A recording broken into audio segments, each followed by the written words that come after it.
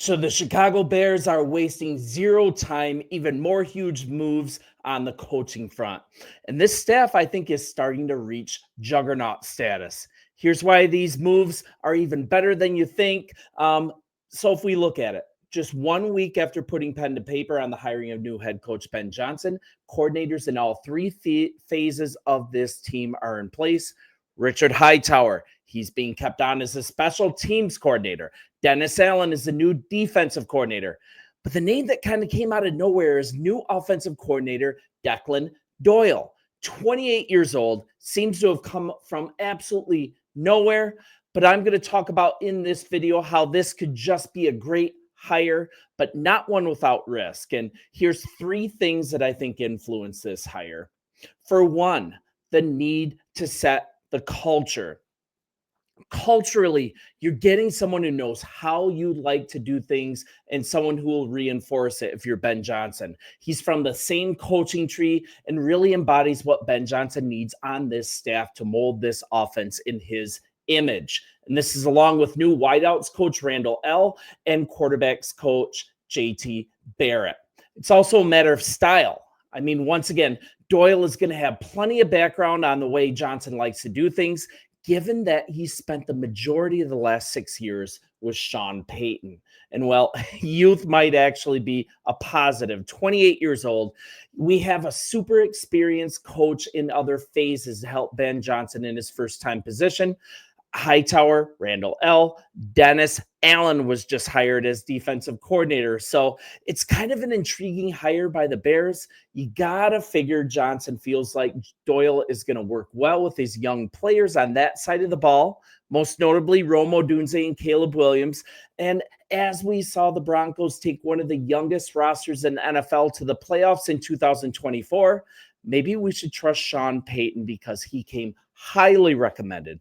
And the book on Doyle as a rising, innovative offensive mind, that might be the shot in the arm this offense needs as he carries out what Ben Johnson puts in place. But it doesn't come without risk. I mean, you're looking at his position with the Denver Broncos as tight ends coach. He had probably four guys ahead of him, four guys above him being involved in calling the offense and setting the playbook. So pretty inexperienced in this aspect. But also, you're looking at a really rising star in the NFL. He's worked his way up quickly up the coaching ranks in 6 years. So he started as an NFL coach when he was 22. And I don't know. Initially, this feels like a smart hire. A lot of unknowns. Once again, really young guy, still cutting his teeth in the league. It's a risk and reward pick. And this guy, once again, he's just loved by Sean Payton, most recently the tight ends coach in Denver. He's become a valued assistant under him. Now he heads to Chicago as Ben Johnson's offensive coordinator. And let's chop this up just a little bit more. Chicago's top priority is what? Creating an ideal environment for 2024 number one pick Caleb Williams.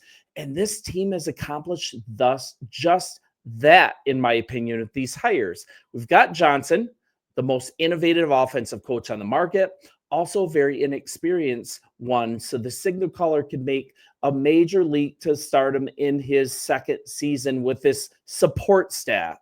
Once again, move doesn't come without risk, but this isn't a normal offensive coordinator job. Ben Johnson has this offense fully in hand. He is fully calling the shots and setting the playbook.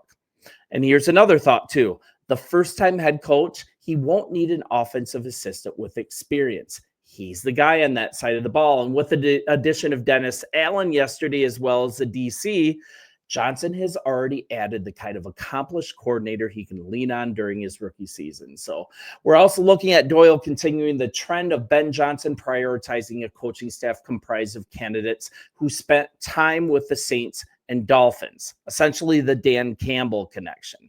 It's a smart strategy. Dan Campbell was very successful in Detroit, and he knows he's getting coaches with experience working in the type of conditions that are going to be the new normal at Hallis Hall. And Doyle, once again, a Sean Payton disciple, getting his first start in the NFL with the New Orleans Saints back in 2019, and that was as an offensive assistant.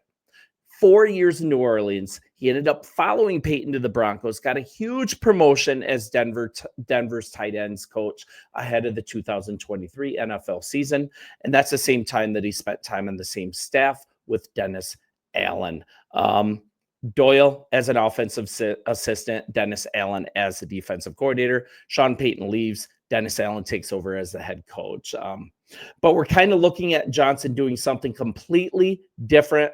And make no bones about it, once again, Johnson is the offensive coordinator here. So we have to kind of understand what's happening with this job. And Ben Johnson is choosing to go with an innovative offensive line. And Doyle's going to be a key part of this offensive coaching staff. He's going to help and prepare the players throughout the week. And this is a young rising star for this position instead of like an uninspiring retread. The staff already has Antoine Randall L here. That'll be Johnson's right-hand man as an assistant coach as well. JT Barrett, another poach from Detroit. He's going to directly interact and coach Caleb Williams. You have a lot of people saying that maybe the veteran coach David Shaw, he came in for an interview. That guy's a legend. He might have been a better choice. You might very well be right. But the book on Doyle from Denver and New Orleans is his reputation for intelligence, his high level of creativity as a coach, essentially a whiz kid. He is comfortable. Ben Johnson is comfortable making the upside gamble here. So we're kind of looking at 28 years old, and he has stood out as one of the youngest talents, one of the youngest innovative minds in the NFL. But man, youngest offensive coordinator in the whole league. And I think this is reflective of the Bears' strategy to attract fresh talent and promise to enrich their offensive game through that. And Chicago's offense is going to go through huge changes. Especially, it's going to focus on the development of the young quarterback, Caleb Williams, and also building this offensive playbook from the grounds up, from the studs out. Ben Johnson said he's not coming to Chicago just to take his old playbook and just toss it in and hope that it works. And I think kind of the challenge for Doyle here as part of this team, he's going to be here to try to streamline and communicate to Caleb Williams to kind of help him improve on his performance and notable achievements, right? He threw 20 touchdowns, but he also faced 68 sacks. It's just, man, this is going to be so crazy. And I think Ben Johnson also sees a lot of himself in Declan Doyle. I mean, Ben was a tight ends coach multiple times as he moved up the ranks. And like Doyle, he learned under some really good coaching minds. So Doyle has the same things said about him that Ben did back in the day. Experience before he was experienced, high energy, attention to detail, and unusual creativity when communicating and designing offensive plays. And just this low pressure start might be perfect.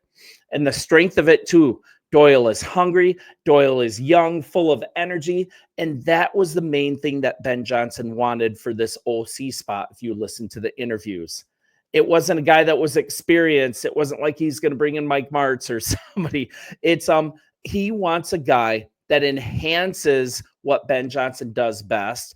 And that's also by enhancing that, he's going to be an organizer, a meticulous worker, a guy who can structure the necessary data together to formulate a game plan. Because Ben Johnson, he can't just be an OC now.